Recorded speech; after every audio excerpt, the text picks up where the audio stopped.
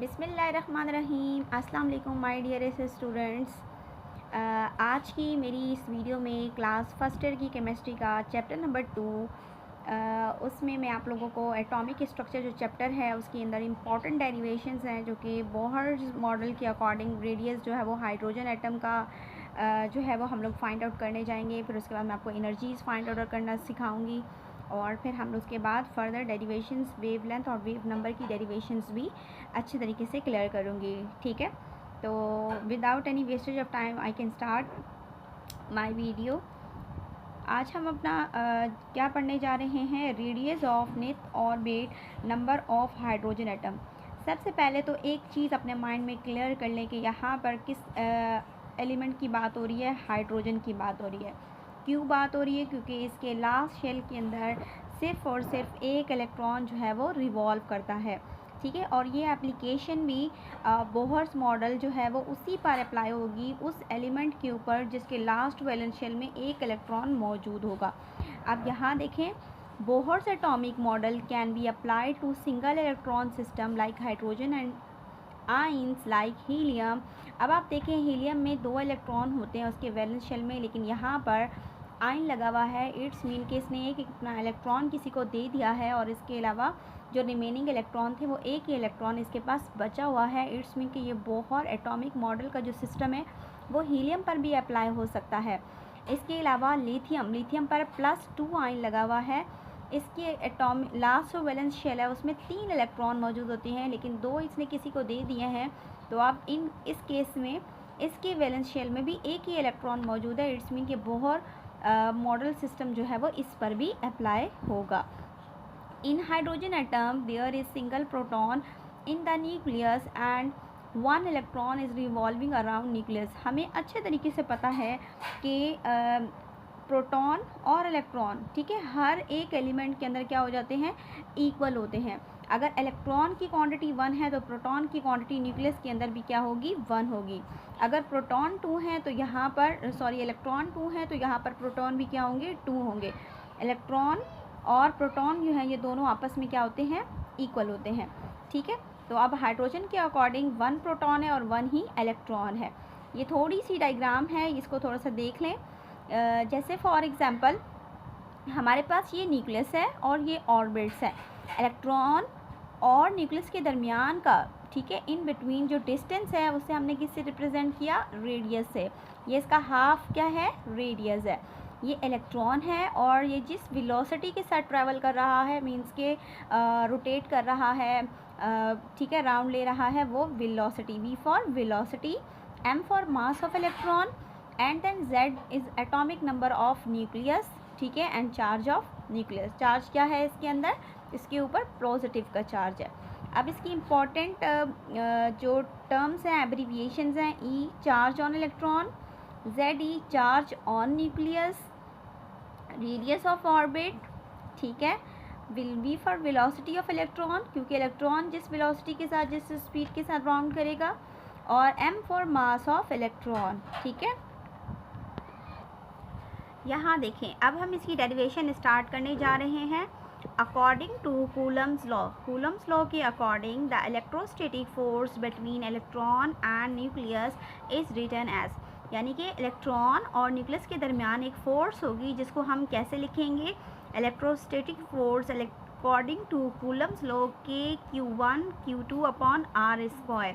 ठीक है, अब हम इस इक्वेशन को, इस फॉर्मूले को हम इस डायग्राम के अकॉर्डिंग जो है वो इंटर कन्वर्ट करेंगे, चेंज करेंगे, मींस के वैल्यूज पुट करेंगे। है तो वही चीज़ें, लेकिन कि एब्रीविएशन चेंज होंगे। Q1 जो है वो क्या होगा, चार्ज ऑन न्यूक्लियस। Q2 क्या है, हमारे पास इलेक्ट्रॉन है, ठीक है, चार्ज ऑफ इलेक्ट्रॉन। अब हमारे पास K का क्या आ जाएगा, ZE, ठीक है, जो कि हमारे पास चार्ज ऑन क्या था, न्यूक्लियस, और ये हमारे पास क्या था, चार्ज ऑफ इलेक्ट्रॉन था। तो Q2 पुट कर दिया, R² का R² आ जाएगा, FE is equal to K का K, दोनों मल्टीप्लाई हो गए, Z का Z, E और E के साथ मल्टीप्लाई होगा, E मल्टीप्लाई में पावर प्लस हो जाती है, E² अपॉन R²। ठीक है, FE इज इक्वल टू, यानी कि electrostatic force is equal to K की वैल्यू क्या है, कूलम्स कांस्टेंट की, 1/4πε, ठीक है। इसको मैं आकर इसमें पुट कर दूंगी। ए की जगह पर मैंने क्या पुट किया, 1/4πε r²। पुट करने के बाद हमारी ये इलेक्ट्रोस्टैटिक फोर्स की इक्वेशन बन गई। इसे मैंने मार्क कर दिया इक्वेशन नंबर 1। अब देखिए हम आगे चलते हैं। Electron revolving around nucleus so apply centrifugal force, यानी कि हमें पता है कि इलेक्ट्रॉन जो है वो एक ऑर्बिट में राउंड कर रहा है, तो हमारे पास सेंट्रीफ्यूगल फोर्स क्या होगी, is equal to FC is equal to mv²/r। इसे मैंने क्या मार्क कर दिया, इक्वेशन नंबर 2, ठीक है। अब हम स्पेसिफिक ऑर्बिट में इलेक्ट्रॉन जो रिवॉल्व कर रहा है, तो इक्वेशन नंबर 1 और इक्वेशन नंबर 2 को हम क्या करेंगे, कंपेयर करेंगे, ठीक है जी। अब हम जा रहे हैं इक्वेशन नंबर 1 और 2 को कंपेयर करने। ये हमारे पास इक्वेशन नंबर 1 से आया है जी, Fe यानी कि इलेक्ट्रोस्टैटिक फोर्स, और Fc क्या है, सेंट्रीफ्यूगल फोर्स। इक्वेशन नंबर 1 से हमने इसका फॉर्मूला पुट कर लिया, और उसके बाद Fc किसके अकॉर्डिंग था, mv²/r के बराबर था, ठीक है। तो हमने इसे क्या करेंगे, क्रॉस मल्टीप्लाई किया। ये देखिए मैंने रफ वर्क किया हुआ है। जब आप क्रॉस मल्टीप्लाई करेंगे तो ZE²/r, ये पेंसिल से लिखा हुआ है, एक्चुअली आप थोड़ा सा ब्लर होगा, थोड़ा सा देख लें और से। और उसके बाद हम लोग 4π, ये वाला जो 4π है, ठीक है, εr² किससे मल्टीप्लाई होगा, mv² के साथ मल्टीप्लाई हो जाएगा, ठीक है। मल्टीप्लाई होने के बाद इनमें से हमें चाहिए क्या, r चाहिए, तो r मैंने यहाँ ले लिया, फिर ZE²r डिवाइडेड बाय हमारे पास m। ये जितनी भी रिमेनिंग चीज़ें बच जाएंगी इसको मैं डिनोमिनेटर में लिख दूंगी, ठीक है। क्लियर हो गए स्टूडेंट। देखिए इसको इसके साथ मल्टीप्लाई करना है, इसको इसके साथ मल्टीप्लाई करना है, फिर r के साथ r कैंसिल हो रहा है। कैंसिल होने के बाद क्यों r के साथ r कैंसिल हो रहा है, क्योंकि ये एक r है और यहाँ पर 2r है, कैंसिल हो जाएंगे। और फिर उसके बाद क्या होगा, रिमेनिंग जो चीज़ें बच जाएंगी, ZE² बच गया, और यहाँ पर जो भी चीज़ मटेरियल बचा हुआ है वो मैं डिनोमिनेटर में लिख दूँगी। ये हमारे पास इक्वेशन नंबर 3 बन गई। अब क्या होगा,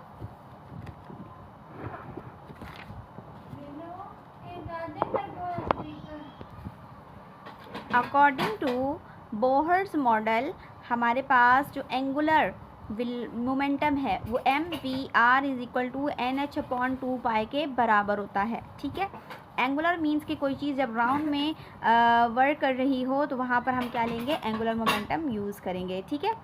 अब हमारे पास जब एंगुलर मोमेंटम आ गया, इनमें से मुझे क्या चाहिए, v की वैल्यू चाहिए, क्योंकि यहाँ पर ये देखें ये सारी वैल्यूज़ कांस्टेंट है, इनकी वैल्यूज़ मुझे मालूम है, लेकिन v² की वैल्यू मुझे नहीं पता। तो इसकी वैल्यू फाइंड आउट करने के लिए मैंने एंगुलर मोमेंटम का फॉर्मूला अप्लाई किया है। v बाहर निकाल लिया, बाकी nh/2π एज इट इज़ लिखा हुआ है, बाकी ये m और r मल्टीप्लाई थे, यहाँ आके क्या हो गए, डिवाइड हो गई। ये क्वेश्चन नंबर A मार्क कर दी मैंने। मार्क करने के बाद अब मुझे v² की वैल्यू चाहिए ना यहाँ पर, तो v² की वैल्यू लेने के लिए मुझे क्या करना होगा, इस इक्वेशन को स्क्वायरिंग करनी होगी, taking square on both sides. इसके ऊपर भी स्क्वायर ले लिया, इसके ऊपर भी स्क्वायर ले लिया। स्क्वायर करने से क्या होगा, v के ऊपर स्क्वायर आ जाएगा, और ये जो 2 है ये इनके ऊपर भी मल्टीप्लिकेशन शो करेगा। n², h², 4π², m² and r², ठीक है बेटा। फिर क्या होगा, put the value of v² in equation number 3। अब इस v² की वैल्यू को हम इक्वेशन नंबर 3 में पुट कर सकते हैं। यहाँ देखें ये r की वैल्यू लिखी मैंने, जिसमें हमने v² में वैल्यूज़ को पुट करना है। r का r, ZE² 4πε/m, v की जगह पर मैंने v² की वैल्यू को क्या कर दिया है, पुट कर दिया है। n², h², m², r², 4π², जो वैल्यूज़ कट रही हैं वो मैंने काट दी। 4π के साथ 4π को कट कर दिया, एप्सिलॉन नहीं है तो वो एज इट इज़ रह गया, m के साथ m कट गया, r के साथ ये वाला r कट गया, ठीक है। कटने के बाद क्या हुआ, यहाँ पर एक r बचा हुआ है ना, ठीक है। तो जब ये एक r बचा हुआ है तो 1/r ले सकते हैं इस साइड पर भी, ठीक है। यहाँ ऊपर क्या बच गया था, ZE², ये नीचे जो चीज़ें बची हुई थी इसको मैं ऊपर ले गई मल्टीप्लाई में, m बच गया था, इसमें से r बच गया था और एक पाई बच गया था, ठीक है। और फिर उसके बाद क्या हुआ, ये n स्क्वायर h स्क्वायर जो है वो नीचे डिनोमिनेटर में आकर डिवाइड हो जाएंगे और एप्सिलॉन एज इट इज़ आ जाएगा यहाँ पर, ठीक है। फिर अब क्या हुआ है हमारे पास कि इसको हम लोगों ने यहाँ लिख लिया और उसके बाद इसको हम लोगों ने यहाँ लिख लिया। इनमें से हमें रिक्वायर्ड क्या है, इनमें से हमें क्या रिक्वायर्ड था, r रिक्वायर्ड था, r मैंने यहाँ ले लिया, ठीक है। बाकी उसके बाद एज इट इज़ इक्वेशन जो है वो मैथ के रूल के अकॉर्डिंग यहाँ पर भी मैथ का रूल अप्लाई हुआ है, ठीक है। तो जैसे कि यहाँ पर अब मैंने लिखा हुआ था तो मैं अब इसको दोबारा मार्किंग नहीं कर रही। तो हम ये यहाँ पर यूँ भी कर सकते थे कि जैसे कि मैंने यहाँ पर लिखा 1/r, ठीक है। तो मल्टीप्लिकेशन हम लोग करते तो ये चीज़ दोबारा से वही बन जानी थी जैसे मैंने ये लिखा हुआ है, ठीक है। तो फिर यहाँ पर ये r नहीं होता। अगर मैं यहाँ पर 1/r लिखती, मल्टीप्लाई करती, तो सेम आपके पास यही दोनों इक्वेशंस बन सकती थी। आप दोबारा करना चाहें ऐसा तो आप करके देख सकते हैं। फिर आपने क्या करना है, सिंपल डिनोमिनेटर के साथ डिवाइड करके आपका ये रेडियस की इक्वेशन आपकी रेडी हो गई है, ठीक है। परमिटिविटी कांस्टेंट जो है वो, जैसे मैं एप्सिलॉन कह रही हूँ, ये एप्सिलॉन ये क्या होता है, ये हमारे पास जो एम्प्टी स्पेस होती है जिसे खला कहते हैं या फिर एम्प्टी स्पेस, ठीक है, उसमें वहाँ जहाँ पर भी मौजूद, जैसे कि न्यूक्लियस और इलेक्ट्रॉन के दरमियान एक खाली जगह रेडियस मौजूद था, खाली जगह थी ना, कुछ चीज़ तो नहीं थी उनके दरमियान। तो जहाँ पर भी एक एम्प्टी स्पेस का जिक्र किया जाए वहाँ एप्सिलॉन की वैल्यू जो है इस्तेमाल होती है 8.84 एक्सपोनेंट -12 कूलम स्क्वायर पर न्यूटन मीटर स्क्वायर, ठीक है। प्लैंक्स कांस्टेंट क्या है, 6.625 एक्सपोनेंट -34 जूल सेकेंड। और मास ऑफ इलेक्ट्रॉन किलोग्राम में -31 और ग्राम में हो तो यहाँ 28 आता है अगर ग्राम में हो। और आपको पता है ग्राम से किलोग्राम में जाने के लिए हम लोग क्या करते हैं, डिवाइडेड बाय 1000 करेंगे। Charge of electron 1.6 exponent -19 coulomb. और उसके बाद r is equal to n square, n square क्या है, number of shells, atomic number. और उसके बाद ये a नॉट क्या है, ये प्लैंक्स कांस्टेंट है, यानी कि जितनी भी ये फार्मूले में कांस्टेंट वैल्यू आपको नज़र आ रही है ये पुट करके हम ये वाली वैल्यू फाइंड कर सकते हैं। आप करेंगे और फिर मुझे बताएंगे कि आपके पास ये वैल्यू आती है या नहीं। तो इस तरीके से आप लोगों ने रेडियस ऑफ बोहर को क्या कर लिया है, फाइंड आउट कर लिया है।